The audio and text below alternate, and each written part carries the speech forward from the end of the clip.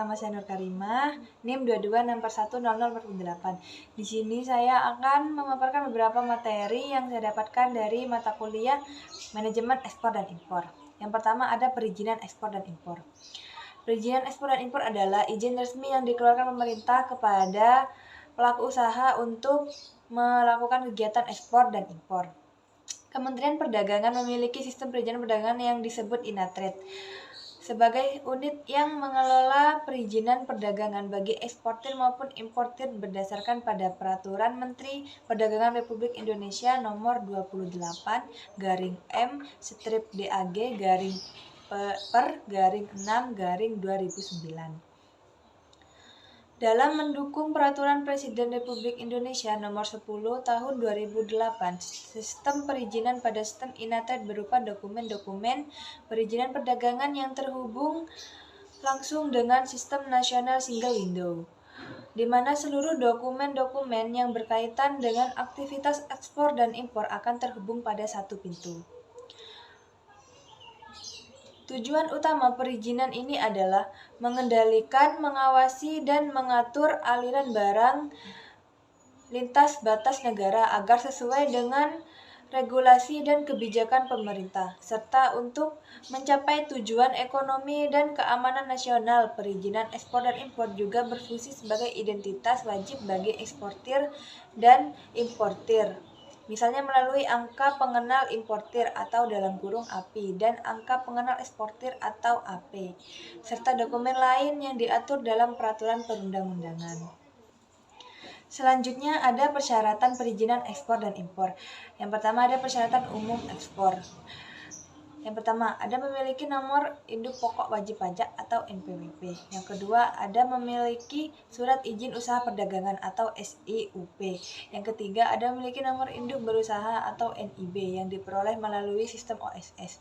Yang keempat, ada eksportir harus memiliki izin usaha industri dan melengkapi dokumen sesuai jenis produk. Yang kedua, ada persyaratan umum impor. Yang pertama adalah memiliki NPWP dan SIUP. Yang kedua, memiliki NIB yang juga berfungsi sebagai angka pengenal importir atau API. Yang ketiga, ada melengkapi dokumen seperti akta pendirian perusahaan dan surat keterangan domisili, rekening bank perusahaan. Yang keempat, ada memenuhi persyaratan khusus sesuai jenis barang, misalnya izin BPOM untuk produk makanan dan obat-obatan, izin karantina untuk produk hewan atau tumbuhan. Selanjutnya ada INSW, Sistem Indonesia National Single Window. INSW adalah suatu sistem yang membantu eksportir atau importir untuk mempermudah dalam pengurusan dokumen suatu barang yang diekspor ataupun diimpor. Sistem INSW melakukan penerimaan data dan informasi secara tunggal sehingga memudahkan pihak eksportir maupun importir untuk mengirimkan dokumen-dokumen terkait sistem INSW. Dilakukan secara online dan terintegrasi kepada instansi pemerintah terkait perizinan kegiatan ekspor dan impor. Selanjutnya ada materi prosedur ekspor dan impor. Prosedur ekspor dan impor terbagi menjadi beberapa proses. Yang pertama, mari kita ketahui dulu apa itu alur proses ekspor dan impor. Dalam konteks perdagangan internasional, kegiatan ekspor dan impor memegang peranan yang sangat penting dalam menunjang pertumbuhan ekonomi suatu negara. Ekspor berfungsi sebagai sarana untuk memperluas pasar produk domestik ke luar negeri, sedangkan impor membantu memenuhi kebutuhan dalam negeri yang tidak dapat dipenuhi secara lokal. Proses ekspor dan impor tidaklah sederhana, melainkan melibatkan serangkaian tahapan yang harus dilalui secara sistematis dan sesuai dengan peraturan yang berlaku. Oleh karena itu, pemahaman yang mendalam mengenai alur ekspor dan impor menjadi hal yang esensial, terutama bagi para pelaku usaha, lembaga pemerintah, serta pihak-pihak lain yang terlibat dalam kegiatan perdagangan lintas negara.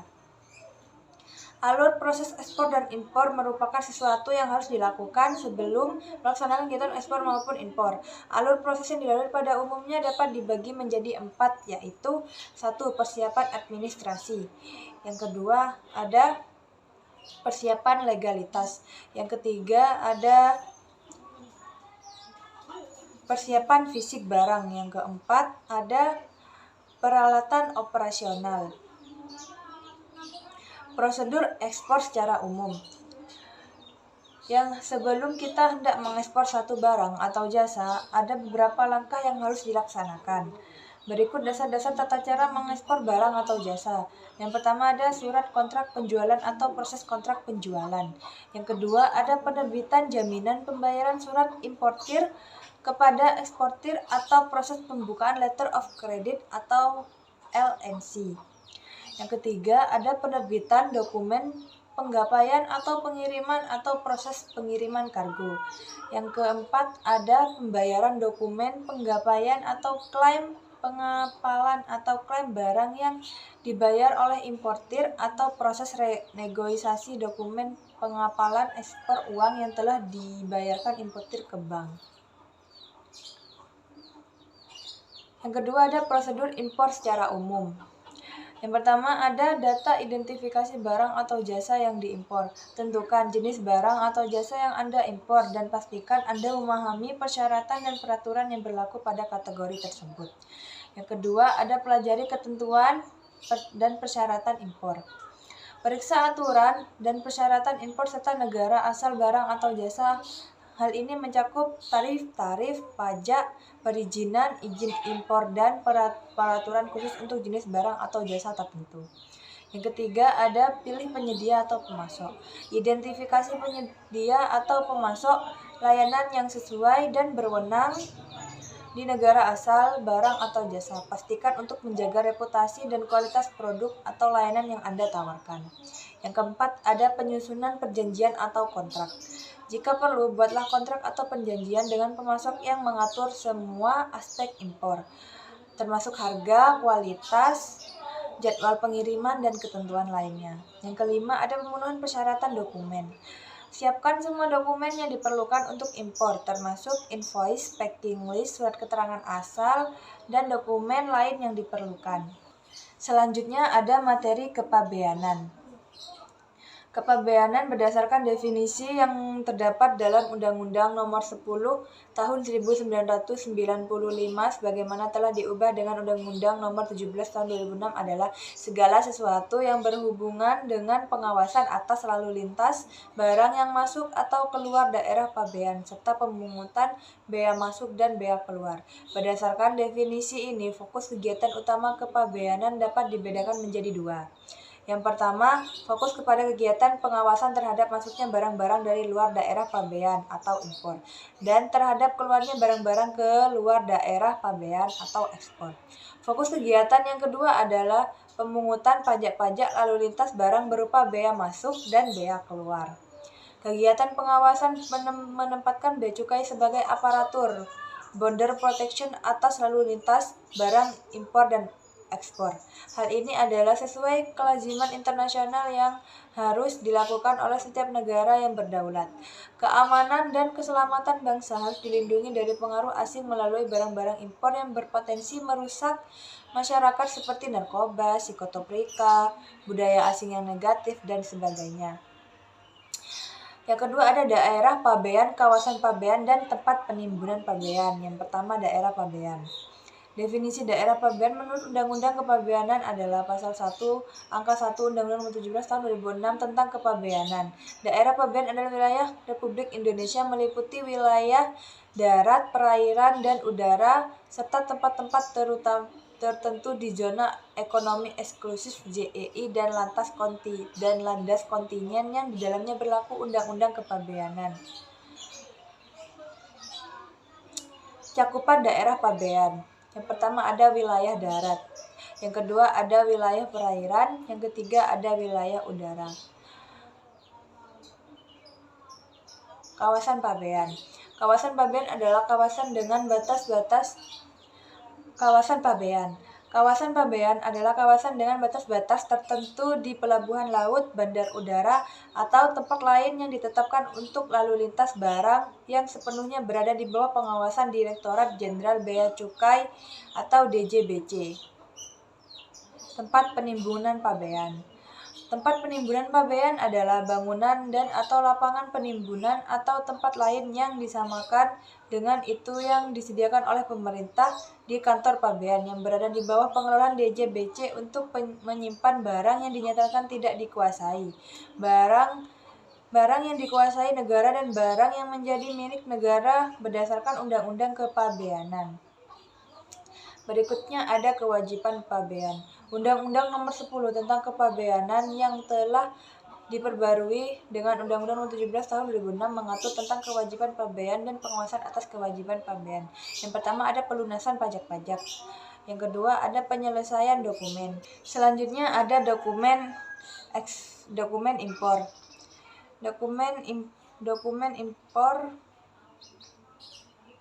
Dokumen impor merupakan seluruh berkas atau data yang digunakan sebagai pelengkap dalam proses pemasukan barang dari luar negeri ke dalam daerah pabean suatu negara.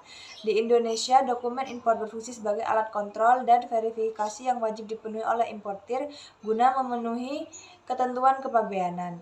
Keberadaan dokumen ini menjadi dasar bagi Direktorat Jenderal Bea dan Cukai dalam melaksanakan pemeriksaan, penetapan bea masuk, serta pengawasan terhadap barang yang diimpor.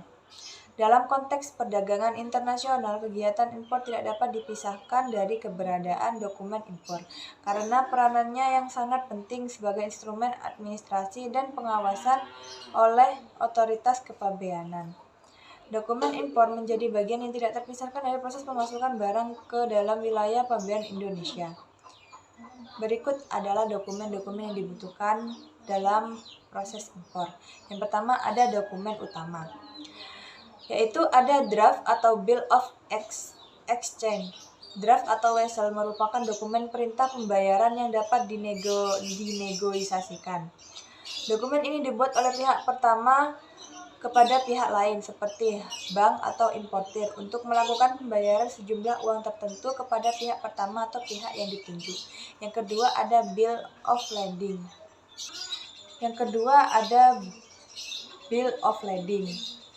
Bill of Lading atau konnoissement adalah dokumen pengangkutan barang yang diterbitkan oleh perusahaan pengangkutan seperti perusahaan pelayaran, maskapai penerbangan, dan jasa kurir. Yang kedua ada invoice. Invoice atau faktur adalah dokumen resmi yang diterbitkan oleh eksportir dan ditujukan kepada importir sebagai bukti tagihan atau transaksi ekspor dan impor. Yang keempat ada packing list. Packing list adalah dokumen yang memuat daftar rinci mengenai isi setiap kemasan barang yang dikirim, meliputi jenis barang, jumlah satuan, berat bersih, berat kotor, serta dimensi atau volume kemasan.